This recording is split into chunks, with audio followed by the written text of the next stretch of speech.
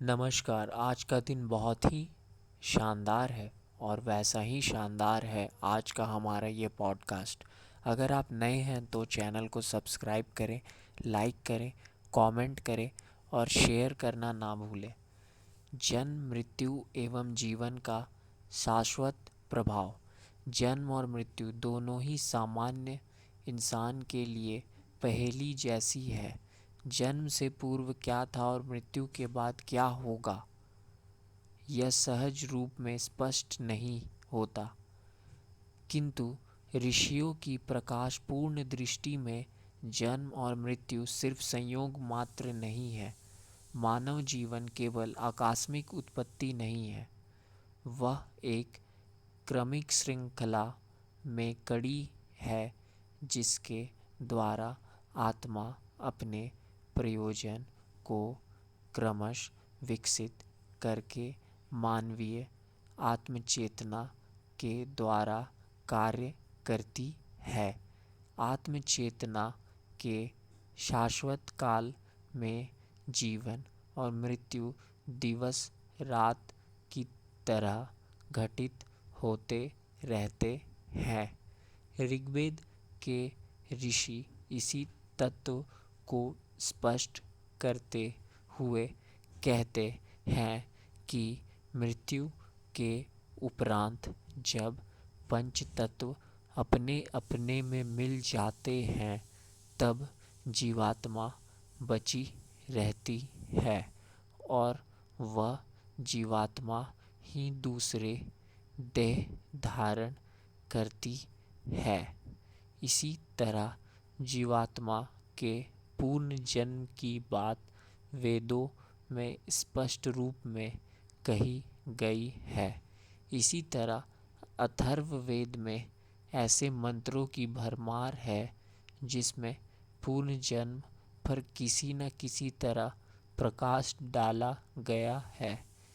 इसके ऋषि कहते हैं कि अमर जीवात्मा मरणधर्मा शरीर के साथ संयुक्त होती है। श्रीमद् भगवद गीता में पूर्ण जन्म के ध्रुव सत्य को कुछ यूं व्यक्त किया गया है। जातस्य ही ध्रुवो मृत्यु ध्रुवम जन्म मृत्यस्य च। योग दर्शन के अनुसार अविद्या आदि कलेशों के जड़ होते हुए उसका परिणाम जन्म मृत्यु आयु और भोग होता है। सांख्य दर्शन के प्रथम सूत्र के अनुसार पूर्ण जन्म के कारण ही आत्मा के शरीर, इंद्रियों तथा विषय से संबंध जुड़ते रहते हैं। न्याय दर्शन के अनुसार पैदा हुए प्राणी का मरकर फिर जन्म होता है। इसी तरह पश्चिमी दर्शन में भी पूर्ण जन्म के सत्य पर प्रकाश डाला गया है। प्लेटो ने तो दर्शन की व्याख्या मृत्यु तथा मरण का प्रदीर्घ अभ्यास कहकर की है। प्लूटार्क और सोलोमन भी पूर्व जन्म में आस्था रखते थे। पाइथागोरस का विचार था कि साधुता का पालन करने पर आत्मा का जन्म उच्चतर लोकों में होता है और दुष्कृत आत्माएं निम्न पशु आदि योनियों में आती है। स्पिनोजा, हर्टली तथा प्रिस्टेले का आत्मा के अमरत्व पर विश्वास था। रूसो के शब्दों में वास्तविक जीवन का प्रारंभ मृत्यु के बाद होता है। क्रिस्टियन वुल्के के अनुसार आत्मा सूक्ष्म होती है और हमारे गुप्त कर्म ही वर्तमान जीवन के कारण हैं। कांट के मत में प्रत्येक आत्मा मूलतः शाश्वत है। फिगटे के अनुसार मृत्यु आत्मा के जीवन प्रभाव में एक विश्राम स्थिति के अतिरिक्त और कुछ नहीं। सेलिंग के मत अनुसार उच्च आत्माएं उच्च नक्षत्रों में जन्म लेती है। नोवालिस के शब्दों में जीवन है कामना और कर्म है उसके परिणाम। जीवन और मृत्यु एक ही वस्तु है और इसमें से गुजरते हुए आत्मा अमरता को प्राप्त करती है। हेगल के मत में सभी आत्माएं पूर्णता की ओर बढ़ रही है तथा जीवन और मृत्यु इनकी अवस्थाएं हैं।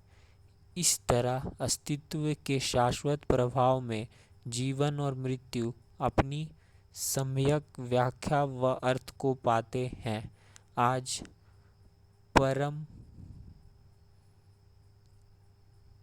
मनोवैज्ञानिकों की खोजों से भी यह सिद्ध हो चुका है कि मृत्यु केवल स्थूल शरीर का ही होता है या मृत्यु केवल स्थूल शरीर को ही नष्ट कर पाती है। मरने के बाद भी मृत व्यक्ति की आत्मा इस संसार के व्यक्तियों पर प्रभाव डालती रहती है। The story of psychic science में हेरवार्ड कैरिंगटन लिखते हैं कि इस कारण स्थूल शरीर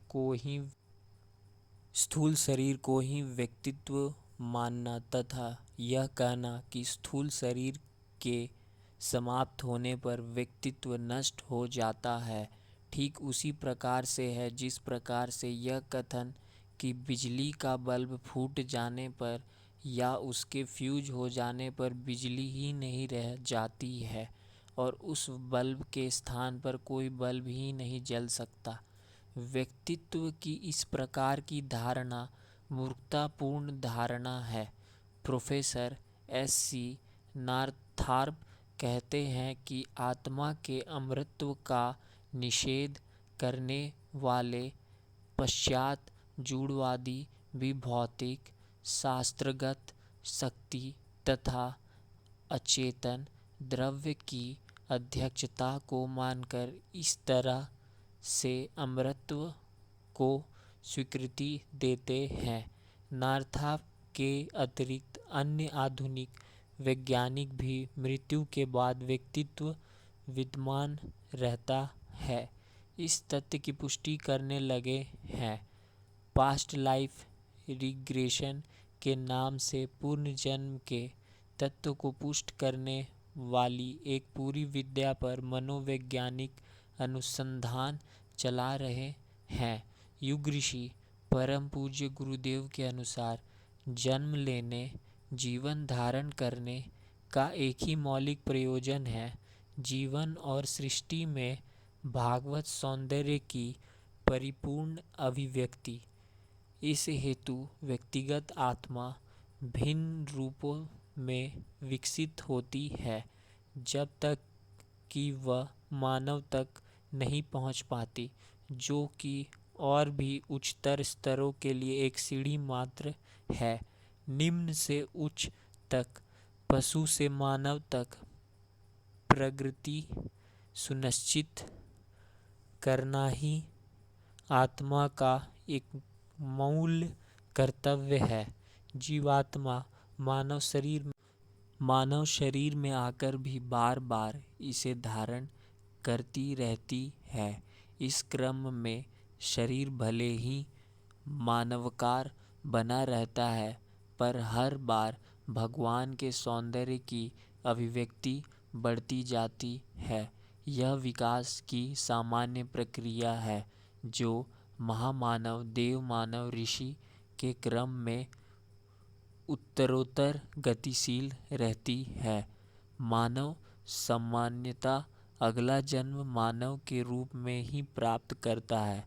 मानवीय चेतना इतनी उत्कृष्ट कोटि की है कि उसका निचली योनियों में गिरना कतिपय कठिन है।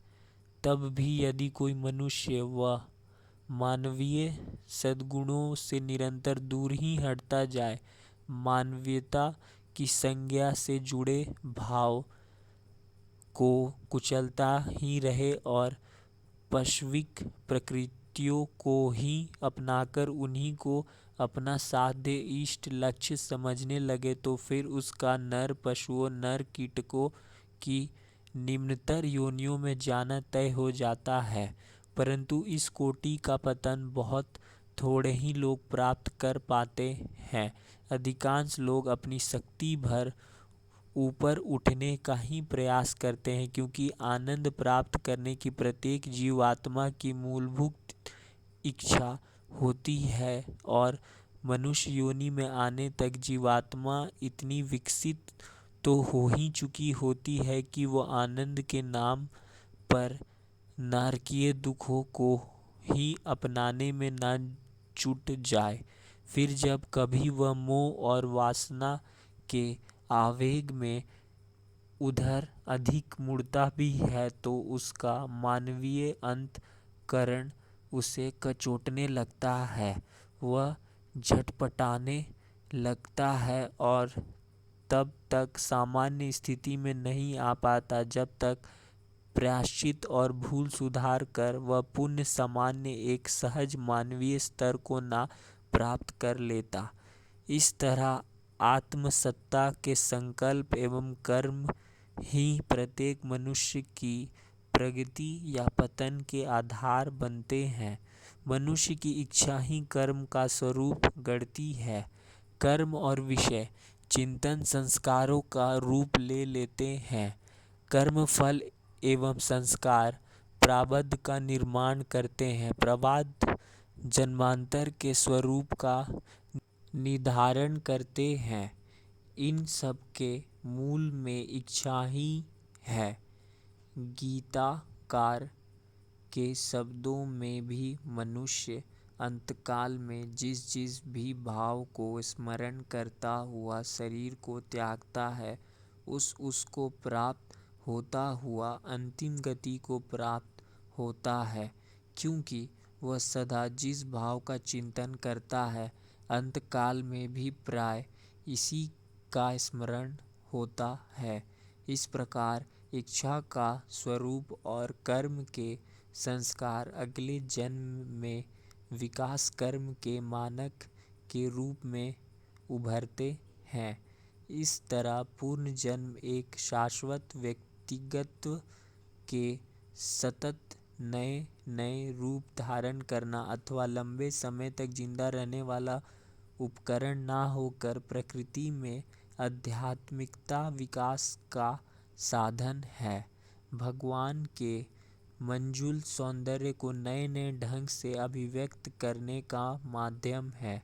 अपनी अभिव्यक्ति हेतु जन्म जन्मांतर की कोशिशों के बाद जीवात्मा विकास की पूर्णता परम एक तत्व मोक्ष के रूप में प्राप्त करती है।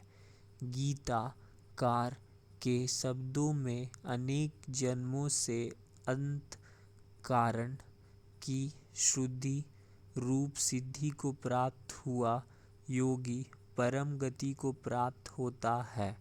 वैदिक दर्शन में इसे मानव जीवन का परम लक्ष्य माना गया है। मुक्ति वह अवस्था है जिसमें मनुष्य सब वासनाओं को त्याग कर पूर्ण काम हो जाता है और सब प्रकार के दुख एवं कष्टों से दूर विशुद्ध दिव्य आनंद के महासमुद्र में हिलोरे लेने लगता है। इस तरह जीवन और मृत्यु शाश्वत जीवन प्रभाव के आवश्यक सोपान भर है जो जीवात्मा को परम लक्ष्य की ओर ले जाते हैं।